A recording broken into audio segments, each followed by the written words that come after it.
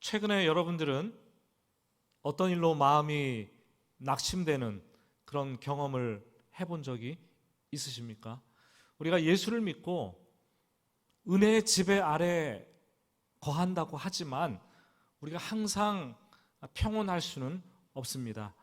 내 마음이 마치 절벽 한가운데로 밑바닥으로 떨어지는 것 같은 낙심의 순간들을 우리는 경험할 수밖에 없고, 그 순간들이 우리 삶에 찾아오는 것을 느낍니다. 그래서 우리는 어제도 낙심했어요. 오늘도 낙심하고 내일도 낙심할 거예요.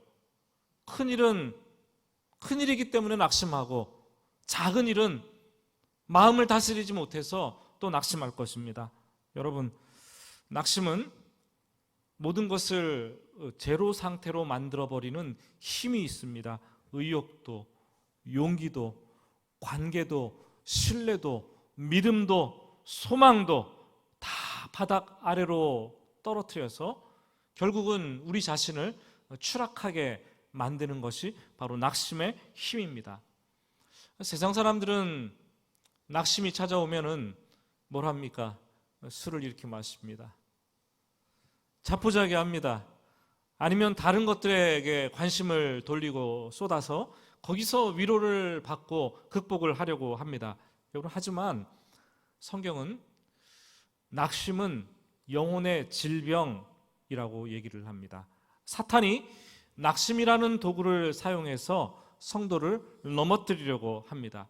할 수만 있다면 사탄은 우리를 낙심의 긴 터널 속으로 우리를 몰아넣고 영혼이 침륜에 빠져들게 하고 하나님으로부터 멀어지게 합니다. 우리가 이렇게 낙심하게 되는 이유가 무엇입니까? 낙심의 동기는 두 가지로 나눌 수 있습니다. 내면적인 이유가 있을 것이고 외부적인 요인이 있을 수도 있을 것입니다. 내면의 이 연약함 때문에 낙심합니다. 과도한 욕심을 부려서 낙심을 합니다. 그렇지만 대부분은 외부적인 요인일 텐데, 다른 사람들의 시선, 다른 사람들의 평가, 다른 사람들의 뒷말, 이런 것들 때문에 우리가 낙심의 수렁으로 깊이 빠져들고 주저앉습니다. 여러분, 낙심은 파급 효과가 상당히 큽니다. 내 혼자 낙심했을 뿐인데 옆에 있는 배우자가 낙심하게 되고, 내 혼자 낙심했을 뿐인데 가족 전체가 낙심하고 온 교회가 낙심의 상황으로 빠져드는 것을 우리는 보게 됩니다. 오늘 고린도 후서 4장 말씀을 여러분들과 나누려고 하는데요, 이 고린도 후서 4장 말씀에서 바울 사도는 깊은 낙심의 늪으로 빠져들 수밖에 없는 상황이었습니다. 고린도 교회를 방문하겠다고 약속을 했는데 방문 계획을 변경했습니다. 상황이 여의치 않았죠. 그러자 고린도 교회에서 여러 가지 헛소문이 돌기 시작하고, 바울은 말뿐인 사람이라는 오해가 들끓게 됩니다. 뿐만 아니라 교회에 거짓 선지자 교사들이 들어와서 바울의 직분을 폄하하기 시작합니다. 바울은 추천서가 없어. 바울은 사도라고 하지만 거짓 사도임에 틀림없어. 바울이 사도라고 하는 이 직분은 가짜임에 틀림없어 라고 매도를 합니다. 여러분, 내가 믿음만 가지고 견뎌내고 잘 해보려고 하겠지만 많은 사람들의 시선이 나를 부정적으로 바라보고 뒷말이 오고 가고 오해와 잘못된 이 매도가 판을 칠 때 우리는 낙심할 수밖에 없어요. 교회에서도 그런 상황들을 너무 많이 겪게 되죠. 오늘 말씀은 바울이 낙심할 수밖에 없는 상황 속에서 어떻게 믿음으로 담대하게 극복해냈는지 그것을 우리에게 알려줍니다. 오늘 말씀은 또한 우리 시대의 교회와 우리 성도들이 낙심할 때 어떻게 이겨낼 수 있는지 말씀해 주시는 내용입니다. 혹 지금 최근에 여러분들이 낙심에 빠져 있는 분들이 계시다면 성령께서 주시는 메시지로 받으시고 또 위로받고 담대하게 일어날 수 있기를 예수님의 이름으로 축복합니다. 초대교회 당시 사람의 신분이나 자격을 보증해주는 추천서는 굉장히 중요했어요. 유대교에서나 기독교에서는 이 추천서 때문에 거짓 교사로 판가름이 나기도 하고 거짓이 아니라 진짜라고 또 가려내기도 했습니다. 그런데 바울은 다른 사도들처럼 예루살렘 교회에서 공식적으로 추천해준 추천서, 써준 추천서가 없었습니다. 다만 부활하신 예수 그리스도를 만났을 때 그 예수님께서 직접 음성으로 너는 내가 택한 그릇이요 이방인을 위해서 택한 사도다라는 그 음성을 들었을 뿐이고, 자신이 복음을 전함으로 많은 사람들이 변하고 그들의 영혼이 살아나는 것으로 이것보다 더 큰 추천서가 어디 있느냐라고 항변을 했습니다. 바울은 사람이 써준 추천서가 없어요. 바울은 세상에 내놓을 만한 추천서 한 장이 없었습니다. 가짜 사도가 아니냐라고 매도하면서 심각한 오해에 휩싸였습니다. 그렇지만 오늘 말씀을 보면 하나님의 긍휼하심으로 사도의 직분을 받았기 때문에 결코 낙심할 수 없고 하나님께서 주신 소명을 따라 나는 그리스도 복음의 종으로서 복음과 진리를 전파한다라고 말씀을 하고 있습니다. 이런 내용이 오늘 우리가 읽지는 않았지만 1절부터 5절까지의 말씀입니다. 여러분, 교회에 어떤 직분이든지 직분은 교회로부터 받은 것이 아니라 하나님으로부터 받은 부르심입니다. 교회에서 직분을 맡기고 목사가 교회에서 직분을 주고 내가 뭔가 잘해가지고 잘나서 노력해서 직분을 얻고 교회 사람들이 나를 알아주고 나를 평가하고 나를 인정해주는 그것이 직분이라고 생각한다면 그것은 큰 오해고 큰 문제입니다. 인본주의적인 발상입니다. 그렇게 생각하면은요, 직분을 받고 나서 사람들의 말 한마디, 사람들의 시선, 사람들의 평가, 사람들의 인정, 이 한마디 하나하나에 쉽게 흔들릴 수밖에 없어요. 인정받는 것에 목을 메고 시험에 들고 여차하면 직분을 가볍게 내려놓을 수밖에 없게 되겠죠. 여러분, 우리가 분명히 알아야 됩니다. 우리가 받은 직분은 하나님께서 교회가 교회의 일을 시키기 위해서 우리가 잘나서 직분을 준 것이 아니라 참 나는 별 볼 일 없는 사람인데 하나님께서 나 같은 죄인을 긍휼히 여기셔서 당신의 교회를 섬기라고, 하나님의 몸된 교회를 섬기라고 주신 것입니다. 이런 확신과 소명이 없이 교회에서 직분을 받고 일을 한다면 우리는 사람들의 시선이나 평가나 뒷말에 흔들릴 수밖에 없어요. 얽매일 수밖에 없어요. 낙심할 수밖에 없습니다. 그런데 이런 소명과 확신이 있다면 사람들의 하나님으로부터 받았기 때문에 누가 뭐라 해도 흔들리지 않아요. 한결같아요. 고난이 와도 그 현장에서 끄떡없이 이겨낼 수 있어요. 뒷말이 무성하고 평가가 하고 나를 인정해 주지 않아도 하나님께서 세웠기 때문에, 하나님께서 인정해 주신다는 이 소명이 있기 때문에 한결같이 그 자리에서 교회를 섬길 수가 있는 것입니다. 바울 사도가 그랬어요. 그럴 때 비로소 사람들을 바라보고 교회 생활을 하는 것이 아니라 하나님을 향해서 신앙생활을 하게 되는 것이죠. 바울은 하나님께서 불러주시고 하나님으로부터 부름받은 사도라는 소명과 이 확신이 있었기 때문에 낙심하지 않았습니다. 자신이 낙심하지 않는 이유를 분명하게 얘기한 이후에 또다시 성도들을 향해서 우리가 낙심하지 말아야 될 이유가 무엇인가에 대해서 권면을 하고 있습니다. 7절부터 이어지는 말씀이죠. 7절 말씀을 우리가 한 목소리로 함께 같이 읽어보겠습니다. 우리가 이 보배를 질그릇에 가졌으니 이는 심히 큰 능력은 하나님께 있고 우리에게 있지 아니함을 알게 하려 함이라. 우리가 이 보배를 질그릇에 가졌으니. 질그릇은 흙을 가져다가 그릇 모양을 만들고 불에 구워낸 토기를 얘기합니다. 질그릇은 다른 그릇에 비해서 굉장히 싸요. 눈에 보기에도 초라하고 별 볼 일 없어요. 그리고 떨어뜨리면 너무나 쉽게 잘 깨져버립니다. 깨져버린 질그릇은 아무짝에도 쓸모없고 가치가 없습니다. 질그릇은 그냥 막 쓰는 그릇이에요. 막 쓰는 그릇이에요.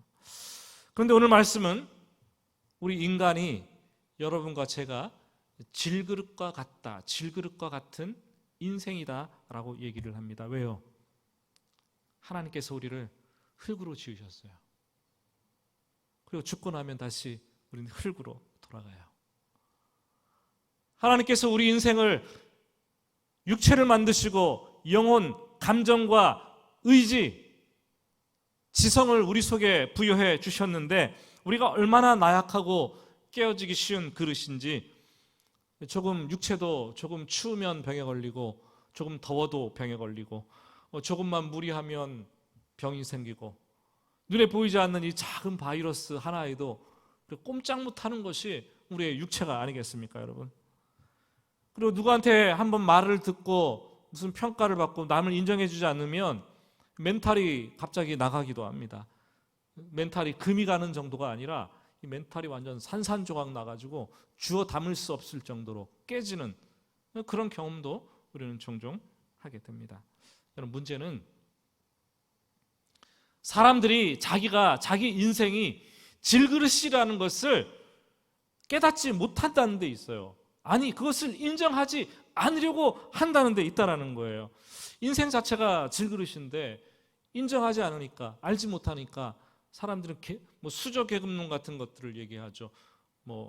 누구는 금수저를 물고 태어났다 그러고, 누구는 은수저, 누구는 흙수저라고 얘기하면서 다 평가를 하고 비교를 하고, 누구는 잘났네, 누구는 못났네, 이런 얘기를 하고 비교를 합니다. 여러분, 사람이 잘났으면 얼마나 잘났습니까? 하나님 보시기에 내놓을 게 우리가 있습니까? 아무것도 없는 정말 흙으로 만든 질그릇과 같은 존재가 바로 우리들 아닙니까?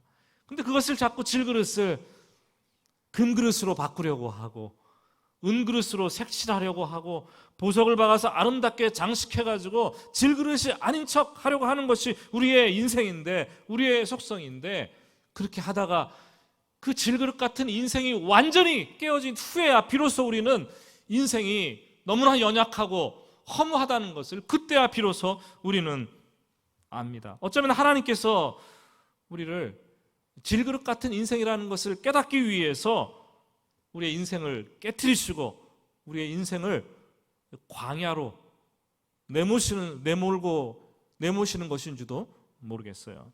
우리가 그때가 되면은 고백하죠. 나는 아무것도 아니군요. 내 뜻은 아무것도 아니군요. 내 뜻대로 내 마음대로 되는 것이 하나님 아무것도 없군요. 기브업하고 두 손 들고 주님 뜻대로 하겠습니다. 저를 질그릇 같은 제 인생을 주님 손에 맡겨드립니다. 이런 고백을 하게 되는 거죠. 철저히 자신을 내려놓는 고백을 하게 되는데 이것이 바로 신앙이에요. 하나님은 이런 신앙 고백을 우리로부터, 우리에게서 받기 위해서 우리를 질그릇같이 완전히 깨트리시고 우리를 광야로 내어 모으시고 인도하십니다. 그 광야에 서게 되면 우리가 산산조각 나서 광야에 서게 될 텐데, 그때는 내가 붙잡고 있었던 것들, 이제까지 의지하고 있던 것들, 내가 정말 그토록 자랑했던 것들 다 무용지물이 되는 거예요. 아무 소용이 없는 거예요. 그곳에는 아무도 없어요. 사방으로 의지할 것이 없습니다. 방향도 없어요. 이정표도 없어요. 갈 데가 없어요. 그러나 절망적인 광야에 딱 하나 있는 것이 있어요. 무엇입니까? 바로 하나님이에요. 고개를 들어서 위를 바라보기만 하면 그렇게 하나님이 가까이 계시다는 것을 비로소 알게 된다라는 거죠. 깨닫습니다. 질그릇 같은 인생이 드디어 위대하신 하나님을 만나는 순간이요, 하나님을 하나님으로 인정하게 되는, 내 인생의 주인으로 인정하게 되는 그 순간이 바로 다가온 것입니다. 바울은 7절 하반절 말씀에서 그 순간을 이렇게 표현합니다. 큰 능력이 하나님께 있고 나에게 있지 아니함을 알게 하려 함이니라. 광야에 살아남으려면 하나님을 발견하고 하나님께 집중하고 하나님과 동행해야 돼요. 하나님께 큰 능력이 있다는 것을 인정해야 돼요. 하나님은 자기 백성을 광야로 인도하십니다. 광야에서 깨트려서 키우십니다. 하나님의 사람들은 질그릇같이 깨어진 후에 광야에서 새롭게 다시 만들어져야 돼요. 그때 비로소 정말로 하나님께 붙들린 존귀로운 사역자, 존귀로운 성도로 거듭나게 되심을 믿으시기를 예수님의 이름으로 축복합니다. 지금 우리가 질그릇, 그러니까 여러분들이 이제까지 계속 생각할 거예요. 아, 질그릇? 그래도 매끈매끈하고 유약을 발라서 아름답게 광존하고 광택도 나고 매끈하게 잘 구워진 뚝배기, 토기 그릇 이런 것을 상상하십니까? 바울 당시에는 질그릇은 그런 것이 아니었어요. 그냥 흙을 가져와서 짓이겨서 불에 아무렇게나 구워낸 그릇이 질그릇이었습니다. 유약도 바르지 않아서 광도 없어요. 대충대충 흙으로 만든 그릇입니다. 그 질그릇에 물을 담으면 질그릇에 이 흙들이 성분이 막 이렇게 물에 스며들 것 같은 그런 염려가 되는 그릇이 질그릇입니다. 레위기에서도 질그릇에 부정한 것이 담기거나 부정한 사람이 질그릇을 이렇게 만졌다면 그 질그릇 자체가 완전 부정한 거예요. 그래서 질그릇을 깨트려 버려야 된다라고 규정을 하고 있습니다. 여러분, 질그릇은 깨지기 쉽지만 또 다른 속성은 그 안에 무엇이 담겼느냐에 따라서 담긴 것에 의해서 영향을 받고 변화를 받기 쉽다는 거죠. 그런데 놀랍게도 오늘 말씀에서 바울은 하나님께서 이 질그릇 안에 보배를 담아 놓으셨다라고 얘기를 합니다. 그 보배는 예수 그리스도요, 성령님이라고 얘기를 하십니다. 그래서 질그릇을 깨트려 본 경험이 있는 사람이라면 내 안에 있는 예수 그리스도가 흘러나오기 때문에, 내 안에 계신 성령 하나님을 다 볼 수 있기 때문에 얼마나 존귀한 건지 그때야 비로소 자신을 알게 된다는 거죠. 깨트려 보셨습니까? 여러분 자신? 깨져 보셨습니까? 산산조각 나 보셨습니까? 직분이 중요한 게 아니에요. 신앙의 연수가 중요한 게 아니에요. 내가 하나님 앞에서 이런 깨어지는 경험을 했느냐, 그 깨어짐을 통해서 내 안에 무엇이 들었는가를 만났느냐, 발견했느냐, 그것을 아는 것이 우리의 믿음 생활의 핵심이고 본질을 향해서 나아가는 신앙생활입니다. 우리가 예수를 처음 믿을 때, 어렸을 때 예수를 믿을 때에는 그냥 그런 생각을 해요. 내가 예수님을 인정했고 내가 노력을 했고 내가 받아들였기 때문에 예수를 믿게 되었다, 그렇게 생각을 합니다. 그런데 그런 것이 아니죠. 그렇게 간단한 것이 아니죠. 그건 착각이죠. 예수를 믿는다는 것을 다른 말로 우리가 예수님을 영접했다 그래요. 영접. 우리가 예수를 믿을 때, 예수를 입으로 시인하고 마음으로 고백할 때 우리 안으로, 우리 속으로, 우리 영혼 속으로 무언가 아주 쑥 들어가는, 여러분들의 심령 속으로, 영혼 속으로 무언가 쑥 들어가는 것을 경험하게 됩니다. 그것을 영접이라고 하는데, 세례를 받은과 동시에 물세례일 수도 있고 성령 세례일 수도 있겠죠. 성령 하나님께서, 예수 그리스도의 영이 우리 안에 영혼 속에 쑥 들어오는 초자연적인 경험을 하게 되는 거예요. 그러면 우리는 하나님의 성전이 되는 거죠. 그래서 바울 사도는 얘기합니다. 너희는 너희가 하나님의 성전인 것과 하나님의 성령이 너희 안에 거하는 것을 너희가 알지 못하느냐 묻습니다. 우리 안에는 지금 존귀한 예수 그리스도, 보배로운 성령 하나님께서 존재하고 계십니다. 보통 사람들은 내용물이 존귀하면은, 보배로우면 그 그릇을 좋은 그릇에 담아요. 그렇잖아요. 아주 좋은 것을 여러분 아무렇게나 팽개치겠습니까? 뭐 쓰레기는 오물은 더러우니까 어디 갖다 버려요? 쓰레기는 쓰레기통에 휙 집어 던져 버립니다. 쓰레기를 예쁜 금그릇에 담아 두시는 분이 계세요? 집에? 그런 분은 없어요. 그리고 정말 다이아 보석 반지 이런 것들은 어디에다 둡니까? 아주 예쁜 화려한 보석함 속에 뚜껑을 열고 그 속에 탁 하고 담아둡니다. 물론 어떤 사람들은 도둑놈이 들어갈 때 혀를 찌르기 위해서 비닐봉지에 대충 싸가지고 휙 집어 던져 놓을 수도 있겠지만 대부분 사람들은 이 존귀한 것들은 정말 좋은 이 용기에 그릇에 담아둡니다.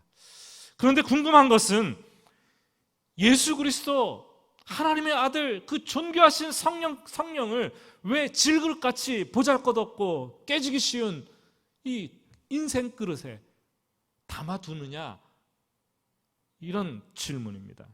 여러분, 왜 그토록 소중하고 귀한 예수 그리스도를, 보배와 같은 존재를 우리와 같이 천하고 보잘것없는 질그릇에 담아두셨습니까? 왜 하나님 아버지께서 존귀한 하나님과 동등한 그 예수 그리스도를 천한 인간의 질그릇과 같은 옷을 입게 하시고 이 땅에 우리에게 보내셨습니까? 왜 지금 여러분 안에 질그릇 같은 저와 여러분 안에 이 존귀한 예수 그리스도가 이 안에 머물러 계십니까? 그 이유가 무엇입니까? 그것은 바로 모든 능력과 영광이 하나님께 있다는 것을 분명하게 나타나게 하기 위해서입니다. 쉽게 말하면 자기 잘난 맛에 살지 못하게 하도록 하심이에요. 주제 파악을 알고 살라는 말씀이죠. 우리 안에 보배를 담아두시되 여전히 우리를 질그릇으로 남겨두시고 때로는 금이 가게 하시고 때로는 깨어지게 하시고 때로는 산산조각 나게 하시는데, 그래야 내 안에 정말로 소중한 보배가 있다는 것을 알게 하시고 내 힘과 내 능력이 아니라 내 안에 있는 예수 그리스도의 힘과 능력으로 산다는 것을 가르쳐 주시고 오직 하나님께 영광을 돌려야 된다는 것을 알게 하시기 위함입니다. 사실 우리는 너무 간사해요.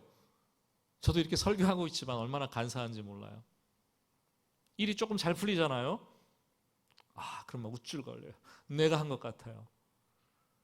돈이 조금 들어오잖아요. 내가 정말 잘난 사람인 줄 알아요. 급할 때는 하나님을 찾으면서 울고불고 사정하며 매달리다가도 막상 급한 불을 끄고 나면은 하나님은 온데간도 없고 그냥 내가 마치 문제를 해결한 것처럼 우쭐거립니다. 화장실 갈 때 마음이 다르고 나올 때 마음이 다른 거예요. 마치 우리 안에 능력이 있는 것이 아니라 내가 능력이 있는 것처럼, 이 질그릇에 능력이 있는 것처럼 우리는 살아가는 그런 인생을 삽니다. 그래서 하나님은 우리를 질그릇으로 남겨두는 거예요. 어디 한번 깨져봐라. 필요할 때마다 깨트리십니다. 때로는 완전 박살내시고 산산조각 내십니다. 그래서 나는 연약한다는 것을 알게 하시고 오직 하나님께만 집중하고 하나님만 바라보고 하나님과 동행해야 한다는 것을 깨우쳐 주시는 것이죠. 여러분, 우리는 10년 전에도 질그릇이었는데 지금도 질그릇이에요. 우리는 사업이 망했을 때도 질그릇인데 내가 성공 가도를 막 달리고 있는 그 순간에도 우리는 질그릇이에요. 우리는 앞으로도 죽을 때까지 질그릇인 거예요. 질그릇으로 살 거예요. 구약 성경 사사기를 읽다가 예전에 제가 껄껄하면서 혀를 차고 비웃었던 사람이 있습니다. 그 사람이 누군지 아세요? 삼갈이라는 사람이에요. 그 사람을 소개하고 있는데 소모는 소치는 사람이었어요. 소모는 막대기가 늘 손에 들려 있었고 그 막대기를 가지고 소모는 것이 그 사람의 일이었어요. 성경을 보면서 이런 시시껄껄한 사람의 얘기를 성경에 기록하고 있나 이런 생각이 들었습니다. 그런데 블레셋과 싸움이 일어났을 때 이 사람이 검이나 창을 들고 싸우러 나간 게 아니에요. 소모는 막대기를 들고 나가서 적군 600명과 싸워서 크게 이겨서 승리했다라고 기록하고 있는 거예요.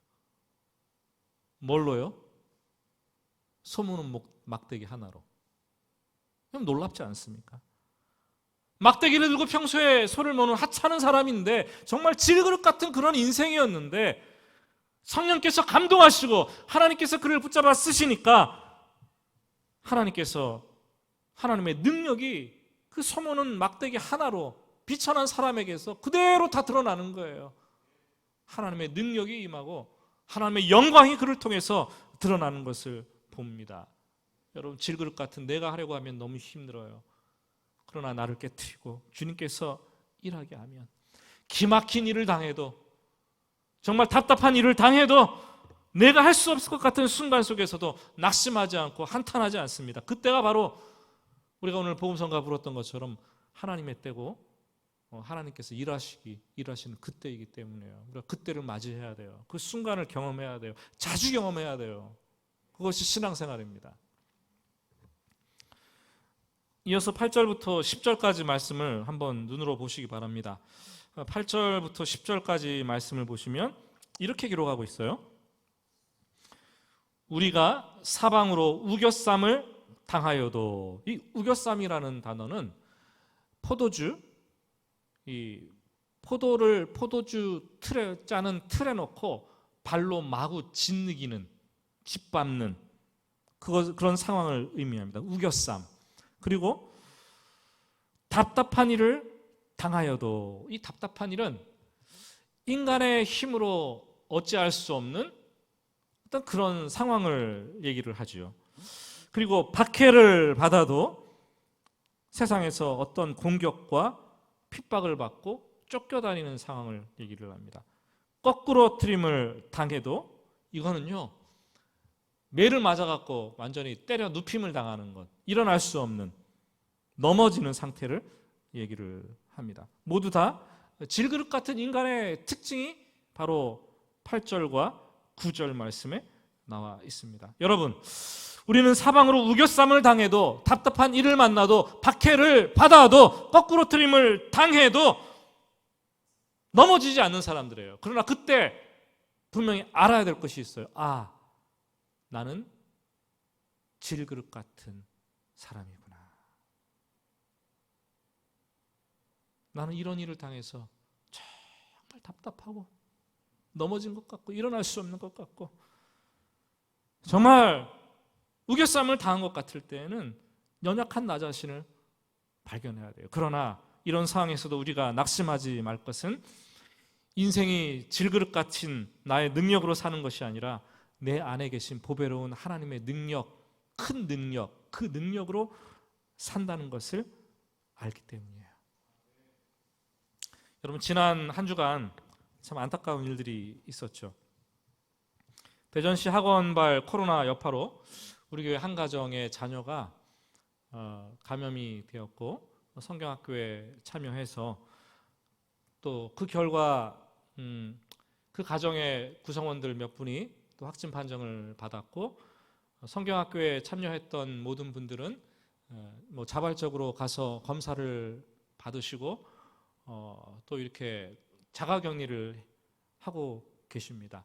다행히 감사한 것은 한 분도 접촉자 중에서 한 분도 양성 반응이 나오지 않고 다 음성으로 나와서 이렇게 괜찮다라는 그런 검사 결과를 받았습니다. 그렇지만 예방해야 되고 좀 안전을 취하기 위해서 7월 31일까지 집에서 자가격리를 하고 계십니다. 여러분, 우리 교회가 그럴 리가 없겠지만 우리 교회도 자발적으로 예방적인 차원에서 오늘 이 주일 예배를 집에서 다 성도님들이 온라인 비대면 예배로 드리자고 결정하고 지금 드리고 있습니다. 한 주간 다음 주 토요일까지 이상이 없다면 다음 주일에는 또 사회적 거리두기에 준해서 아마 3단계인지 4단계인지 모르겠습니다. 어떻게 될지 오늘 또 사회적 거리두기 단계를 발표를 한다 그러는데 지금 3단계가 유지된다면 1, 2부로 나누어서 다음 주일은 예배를 드리고 또 4단계로 된다면 오늘과 같이 온라인 예배를 우리가 드릴 수밖에 없는 상황이 될 것입니다. 참 많이 답답하죠. 이 코로나의 상황 속에서 우리는 답답해요. 자가격리를 14일 동안 한다는 것은 집안에서 이 더운데 완전히 우겨쌈을 당하고 답답한 순간을 보내야 되는 그 시간들의 연속일 거라는 것을 알고 있습니다. 사랑하는 여러분들, 자가격리하시는 우리 성도님들, 심심한 위로를 제가 표하여 드리고 또 힘내서 또 잘 감당할 수 있기를 주님의 이름으로 축복합니다. 자녀들도 염려가 되고 모임도 제한이 되고 사업장 문도 닫아야 되고 내 잘못도 아닌데 내가 고통을 받아서 힘들고 해야 할 일도 많은데 시간도 쓰지 못하고 안 됐는데, 감염이 안 됐는데 14일이나 자가격리를 하고 힘들고 어렵고 답답하고 우겨쌈을 당한 것 같지만 낙심하지 않고 하나님께서 주시는 위로가 여러분들 가정 위에 머물러 있기를 주님의 이름으로 축복합니다. 14절과 18절 말씀을 우리 한번 마지막으로 읽고 마치도록 하겠습니다. 14절 말씀입니다. 주 예수를 다시 살리시니가 예수와 함께 우리도 다시 살리사 너희와 함께 그 앞에 서게 하실 줄을 아노라. 18절입니다. 우리가 주목하는 것은 보이는 것이 아니요 보이지 않는 것이니 보이는 것은 잠깐이요 보이지 않는 것은 영원함이라. 여러분, 우리가 낙심하지 말아야 된다고 얘기를 했는데 낙심하지 말아야 될 근본적인 이유는 무엇입니까, 여러분? 그것은 14절에서 말해주고 있어요. 부활 소망이 있기 때문에. 예수를 믿는 사람들은 예수 그리스도의 죽음과 더불어 죽었고 예수 그리스도의 부활하심과 더불어 다시 부활했고, 그렇기 때문에 우리는 죽어도 살고 이 땅에 살아있어도 예수와 함께 사는 사람들이라는 거예요. 이게 부활 신앙이죠. 그런데 이런 부활 신앙이 없다면 이 땅을 살아가면서 고난이 덜컥 인생 가운데 찾아오면 내 인생 그릇이, 질그릇이 산산조각 나게 되면 우리는 낙심합니다. 두렵습니다.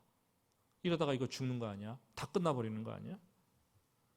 그런데 내가 예수와 죽고 예수와 다시 살아나고 내가 영원히 예수와 산다라는 것을 확신하는 부활 신앙이 있다면 현재 우리가 어떤 고난을 당해도 우리는 거꾸로뜨림을 당하지 아니하고 답답하여 하지 않고 낙심하지 않는다라고 말씀을 하고 있습니다. 사실 오늘날 조국교회가 이렇게 약해진 이유는요, 부활신앙이 너무 사라졌기 때문이에요. 부활신앙이 너무 약해졌기 때문이에요. 현세에 자꾸 집착합니다. 이 땅에서 무엇을 해가지고 잘 돼야 되고 누려야 되고 가져야 되고 얻어야 되고 올라가야 되고 그런 생각이 있기 때문에, 그래서 더 얻지 못하면 속상하고 답답하고 낙심되고 실패했다고 생각하고 다 끝났다고 생각하는 게 우리 조국교회 성도들의 현실이 아닙니까, 여러분? 부활신앙이 너무 약해졌어요. 현실에 집착하는 그 정도가 너무나 심해졌어요. 여러분, 보이는 것은 오늘 18절 말씀 잠시뿐이라고 얘기를 합니다. 보이지 않는 것은 영원해요. 우리 예수 믿는 사람들은 영혼을 본 사람들이에요. 영혼을 맛본 사람들이에요. 희미하지만 영혼을 체험한 사람들, 경험한 사람들이 저와 여러분들입니다. 여러분, 영원한 것을 보았는데 어떻게 잠시 동안에 이 땅에 살면서 우리에게 희노애락을 주는 그런 것들을 얼매이고 매이고 묶이고 우리가 그것들 때문에 낙심하고 영원히 좌절하겠습니까? 우리는 그럴 수 없는 사람들이에요. 예수를 믿고 영혼을 조금이라도 맛보았습니까? 예수를 믿고 질그릇 같은 인생이지만 그 안에 보배로운 존귀한 예수 그리스도가 담겨 있다는 것들을 여러분 믿으십니까? 그렇다면 낙심되는 상황이 찾아왔을 때 다 죽은 사람들처럼 그렇게 굴어서는 안 돼요. 우리가 낙심해서 쓰러져서는 안 돼요. 영원한 것을 보았는데 어찌 잠깐 지나가는 세상의 상황들과 그 일들 때문에 낙심해서 주눅들고 쓰러지고 자신의 영혼을 침륜 사이로 몰아넣겠습니까, 여러분? 지금 광야에 있습니까, 여러분? 낙심하지 마세요. 지금 낙심되는 일들이 있습니까? 낙심하지 마세요. 고개를 들어서 위를 바라보면 큰 능력이 있는 하나님이 계시다는 것을 분명히 알 수 있습니다. 바로 지금이 그 순간이십니다. 한 주간 또 이번 주에 살아낼 때에 그 하나님만 붙잡고 담대하게 살아내시기를 예수님의 이름으로 축복합니다. 우리 같이 말씀을 생각하면서 오늘 찬송가 543장 어려운 일 당할 때 나의 믿음 적으나 의지하는 내 주를 더욱 의지합니다. 이 찬송 우리의 믿음으로 고백할 수 있기를 바랍니다. 어려운 일 당할 때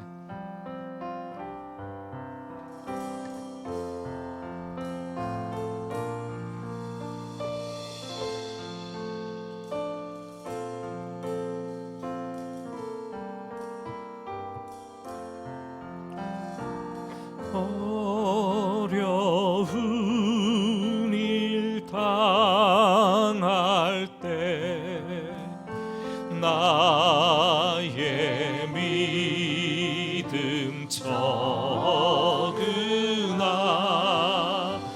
의지하는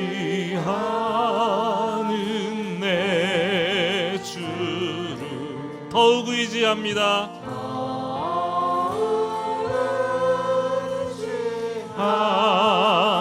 세월 지나갈수록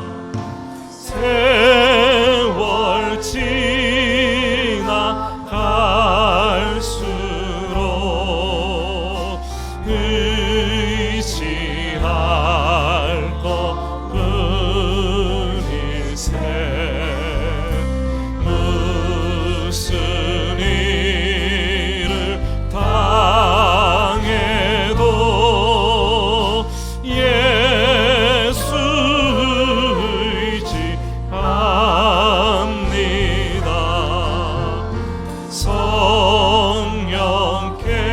성령께서 내 마음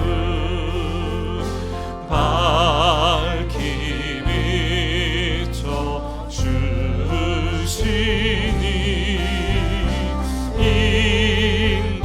인도하심 따라서 주만 의지하니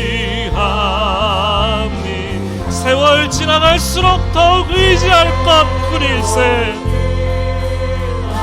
갈수록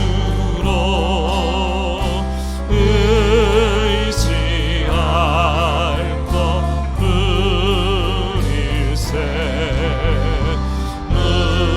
무슨 일을 당해도 예수 의지합니다.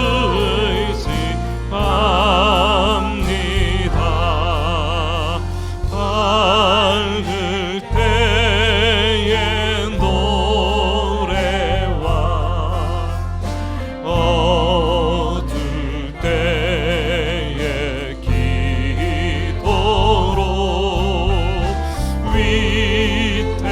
위태할 때 도움을 주께 간구합니다. 세월 지나갈수록 더욱 의지할 것뿐일세 예수뿐일세 의지할 것 무슨 일을 당해도 예수 의지합니다.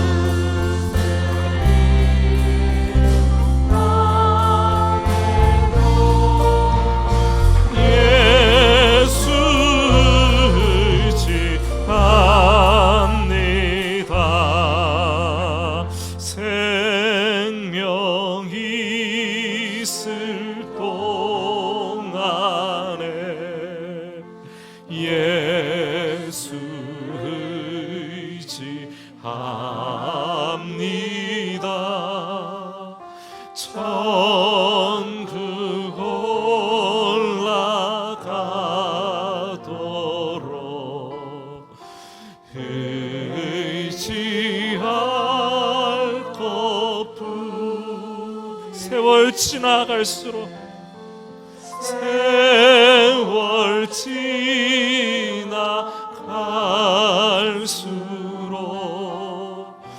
의지할 것뿐일세 무슨 일을 당해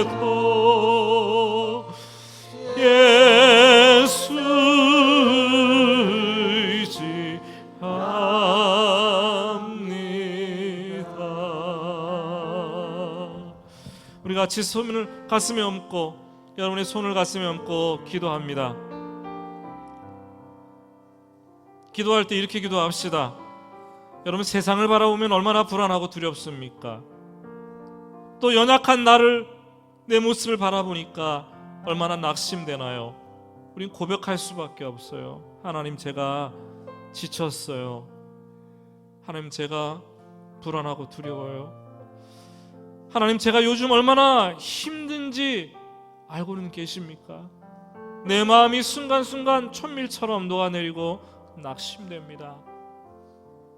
그러나 우리는 질그릇같이 산산조각 났더라도, 아무것도 의지할 수 없는 광야에 서 있더라도 괜찮아요. 그때가 하나님께서 일하시는 때고 영혼을 바라보게 하시는 때예요. 하나님의 큰 능력이 우리에게 임하시고 새 힘을 물 붓듯이 부어주는 순간입니다. 여러분 낙심되는 상황과 낙심되는 순간들, 환경들, 이 시간 주님 앞에 고백하고, 하나님, 제 마음에 모셔서 큰 힘이 되어 주시옵소서. 이렇게 여러분들 마음속에 손을 얹고 마음속으로 또 작은 소리로 하나님께 기도하겠습니다. 같이 기도하겠습니다.